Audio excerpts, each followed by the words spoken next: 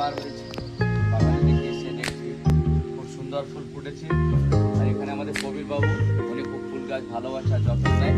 আমি মাঝে মাঝে ওনাকে হেল্প করি। আমাদের এই যে গাছ ওনার হাতের গাছ, আর আমাকে শুরুতে বললো ফাদার আপনি ফুল গাছ 7 দিন আমি ফুটিয়ে দেবো। আর সত্যি খুব সুন্দর ফুল ফুটেছে। এখানে আরও কিছু গাছ আছে।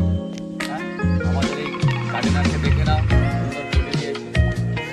আবার এদিকে দেখতে পাচ্ছি চন্দ্রমল্লিকার বিভিন্ন ভ্যারাইটি। এবছরে ট্রায়াল দিয়েছি, আগের বছর নিশ্চয়ই ভালো হবে এইসব গাছ।